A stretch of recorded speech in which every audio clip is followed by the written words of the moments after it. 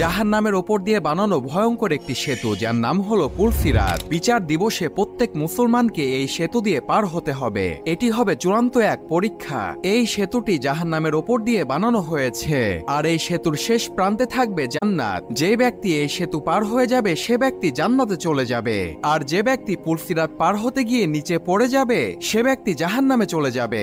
সেই দিন মানুষ এই সেতু পার হবে তার ইমানের শক্তিতে ও আমলের ভিত্তিতে।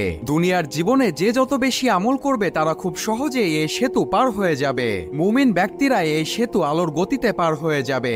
আবার কিছু মুমিন ব্যক্তিকে ফেরেশতা এসে নিজ হাতে সাহায্য করে পার করে নিয়ে যাবে। আর যে সকল ব্যক্তি দুনিয়াতে দুর্বল আমল করবে তারা এই সেতুতে ধীর গতিতে আগাবে এবং চলতে চলতে তারা নিচে পড়ে যাবে, অর্থাৎ জাহান্নামে পড়ে যাবে। একবার চিন্তা করে দেখুন, আপনি এমন একটি ব্রিজ পার হচ্ছেন যার নিচে জাহান্নামের আগুন দাউ দাউ করে। জাহান্নামের ওপর দিয়ে বানানো ভয়ঙ্কর একটি সেতু, যার